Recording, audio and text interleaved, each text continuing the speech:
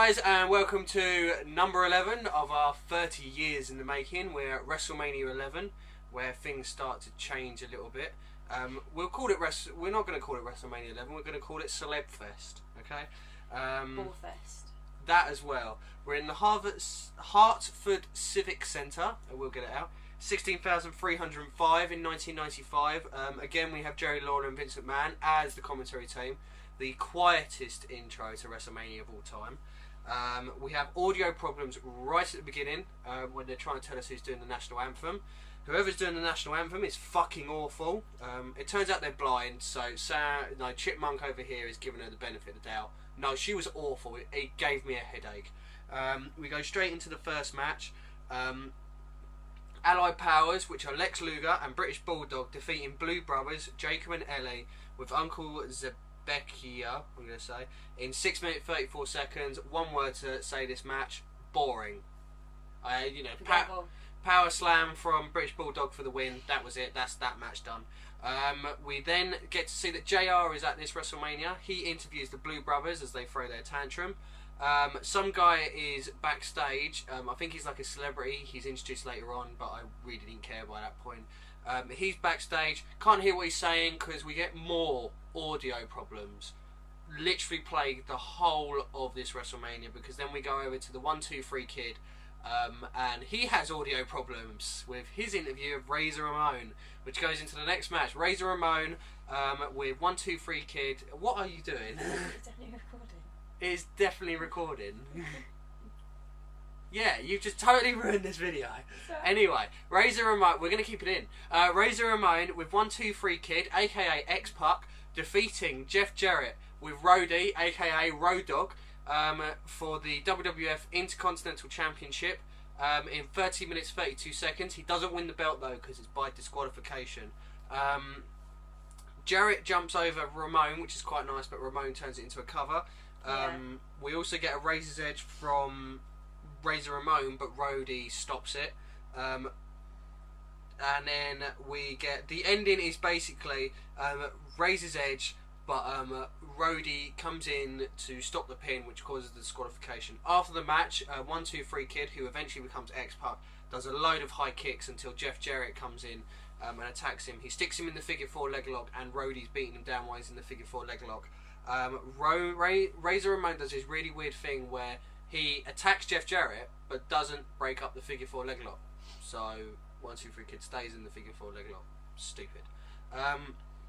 We then get the promo for the Undertaker match, which is Ted DiBiase has stolen the urn when IRS, aka Bruce Campbell, has repossessed the urn.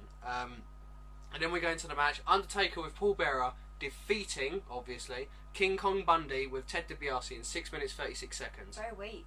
Very weak. Very weak for an Undertaker match. We get a few firsts though with the Undertaker for this one. It's the first time the lights go out and the lightning. We also get an entrance video for the Undertaker, and it's the first year of the eyes rolling as well, which we get at the end. Very cool. The start of the match, the whole story is about trying to get the urn back. Undertaker gets the urn, gives it to Paul Bearer, but then a guy called Cam, I'm guessing it's Kama, came out, kicked Paul Bearer down, took the urn, said he was going to make it into a necklace or something. Then it's just a nothing match, which is basically sums up this WrestleMania. Undertaker slams King Kong Bundy with a scoop slam, then hits the flying clothesline for the 3 count. So we get no choke slam, no tombstone, nothing like that. We don't even get an old school boring match. We go straight into the next match, which is Owen Hart and his surprise tag team partner Yokozuna with Mr. Fuji and Jim Cornette defeating the Smoking Guns for the tag team championship in 9 minutes 42 seconds. There was this really cool moment where Owen was in like an arm lock and he like span round, did a kip up and everything, and then tagged in Yokozuna. Typical Owen Hart greatness. The Guns, which includes Billy Gunn, obviously. This is basically DX before DX, this pay-per-view. We get a double Russian leg sweep to Owen and then a double drop kick to Yokozuna, which looked quite nice. The ending of the match comes when Billy runs into the belly-to-belly and Yokozuna gives him the bonsai drop. They go for the pin, but Bart breaks up the pin. Yokozuna then clothesline Bart over, tags in Owen, and Owen just covers for the win. We go backstage, in which Bam Bam is talking backstage, and we get to see how Bam Bam Bigelow is starting this feud with this NFL player called Lawrence Taylor, which is the main event. Then we go into the next match, which is Bret Hart defeating Bob Backlund in an I Quit match in 9 minutes 34 seconds. Roddy Piper is the special guest referee. It was actually really funny, actually. Yeah, Roddy Piper, literally every 5 seconds. Do you quit? Do you quit? Do you quit? There was this funny moment where Bret Hart had Bob Backlund, in like a leg lock, and he asked Bob Backlund whether he quits, obviously being in the leg lock, and then he says no, and then he asked Bret Hart whether he quits, even though Bret's obviously doing the leg lock. It was quite funny. The ending of the match comes when Bob Backlund locks in his chicken wing, but Bret Hart reverses and puts the chicken wing in himself. Bob quits. End of the match. After the match, we had a really weird interview in which Bob Backlund says he saw the light. God knows what that's meant to be. Out of the arena, isn't it? Yeah. Then we get the interview before I would call it the main event. It's not the main event. With Diesel, more audio problems. Don't get to hear any of the interview until the guy brings another microphone in which he discusses how Psycho Sid, who's with Shawn Michaels, is probably going to get involved. So we go into the main event, which is Diesel, who is the WWF champion, retaining his WWF Championship against Shawn Michaels, who also has Psycho Sid and Jenna McCarthy with him, and Diesel has Pamela Anderson with him. He retains it in 20 minutes and 35 seconds. It's the only match that actually had my attention. Only one. Diesel had a really cool entrance in which the glass smashed. I think someone has that later on in WrestleMania 13, but I'm not definitely sure, so we'll see. Yeah. Match starts with HBK being thrown all over the place, running around. Yeah. It's quite funny because Diesel purposely brought Pamela Anderson in to have shots with these press guys, because all night there are these press guys littered around the ring. It's insane, and it's not apparent what it is until during this main event. For instance, HBK gets thrown into the corner and he flips over the corner. He lands on a press guy, and you can tell that Shawn Michaels is pissed because he grabs this press guy and just throws him out of the way. And I don't know whether that blew a spot as well, because then it took a good minute or so for the match to get started back up. So I'm willing to bet that Shawn Michaels was meant to do something, but because he hit the press guy, it stopped him from being able to do it and threw the match off. We also got Diesel trying to lift Shawn Michaels up, but he accidentally drops him. This match is so sloppy. There was a really cool one where HBK does the crossbody to the outside on Nash. Then Nash pushes HBK pushes a press guy out of the way to stand in front of a ring post, and Nash slams into the ring post and lays down, to which Shawn Michaels jumps on the ring apron and does the splash off the ring apron, which looked really nice. It was a really good. Yeah, it was really good. There was a really weird moment when Psycho Sid got a chant. He's the bad guy. Then there was a ref bump, and I think the ref actually landed really badly on one of the press guys because he was limping for the rest of the match after this. Yeah. HBK hits the Sweet Chin Music, which is actually called that this time. But obviously because the ref's down, it takes forever for the ref to get back in, and he only gets a 2 count. We get to see that the turnbuckle is exposed, the top turnbuckle.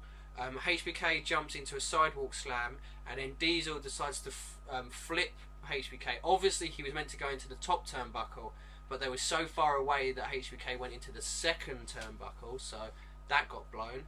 And then Diesel lifted up HBK, which is a shame because I said to you he does a really good powerbomb. Yeah. This powerbomb was awful. It looked like HBK was meant to reverse it. I know they're professionals and they've been doing this for years, and they are the best of sports athletes and stuff, but I think the Paps put them off. Yeah, they were.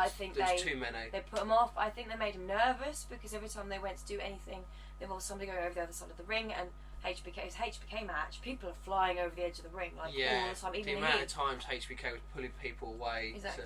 It was awful. They must make him worried that something's going to happen. And I think it was more that they were in the way. They were just in the way. Yeah, they were only there because of that NFL guy. And basically, we haven't discussed it. The reason that there's so many press around is the main event is like this NFL guy. And obviously you got Pamela Anderson, you got Jenna McCarthy, you had like this little boy actor, you had this big tall actor, you know, there were so many celebrities at this WrestleMania. It was basically, like I said to you during it, this is a prime example of Vince basically selling out the WrestleMania name so that he would have more eyes watching WrestleMania because this NFL guy is in the main event. But we'll get to that. JR is with HBK and Psycho Sid. Obviously HBK is not happy. Psycho Sid basically says that HBK is not done with Diesel, to which Nash Diesel brings in all the celebrities there at ringside and poses with them for the paparazzi.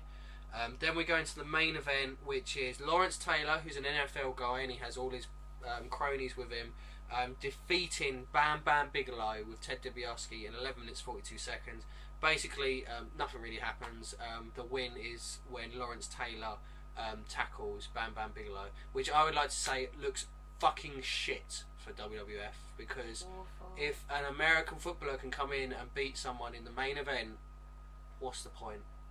This was just all to get the paparazzi to watch, to get as many people to watch WrestleMania. It's just total sellout. And you know what? This is going to be a really hard one for categories, I think. Do you have a wrestler of the night? HBK. So the match, actually, I tried. We're making these videos, and we are trying to watch every single match, and we are paying attention.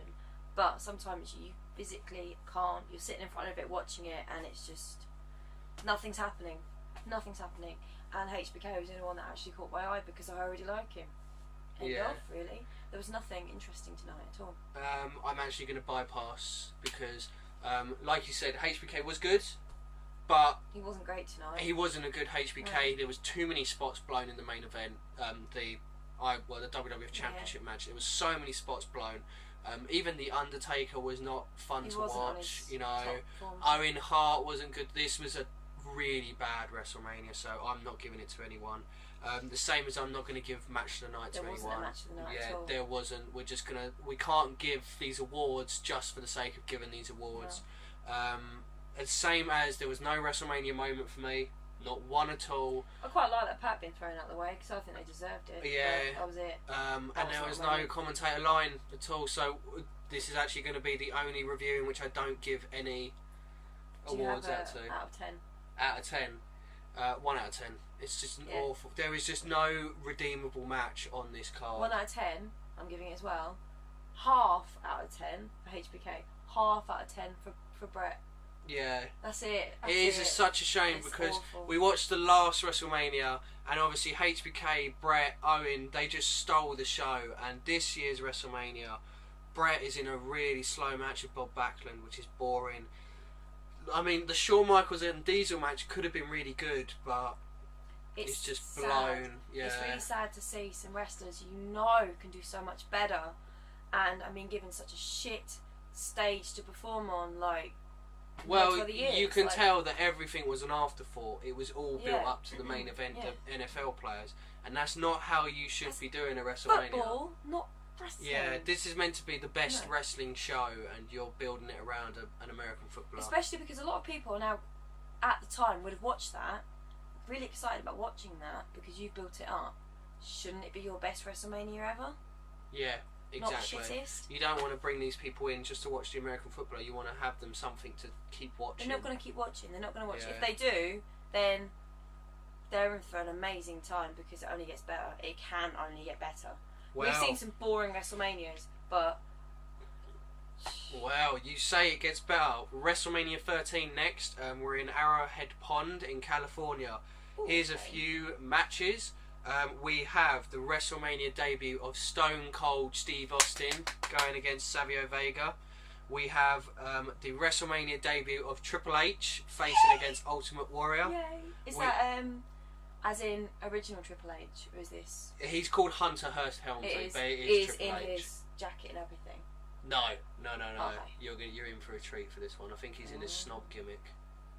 Goody. Aristocrat gimmick, so it's not the Triple H that you'd know. Okay. And we've also got the man that is the WWF champion in this one facing the Undertaker. So we've got Undertaker against Diesel, and the main event, the one to look out for.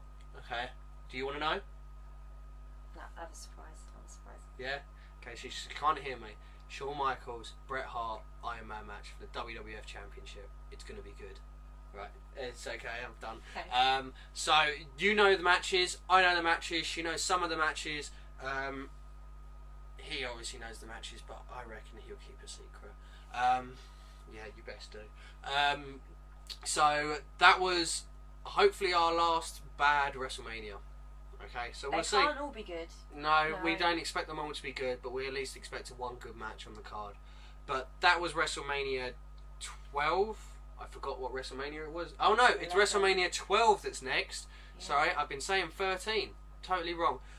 So that was WrestleMania 11. We'll see you for WrestleMania 12. I was Bingham. That was Chipmunk. That's Forks. Like, subscribe, comment, all of that. Join us tomorrow. We'll see you tomorrow for WrestleMania 12. See you later.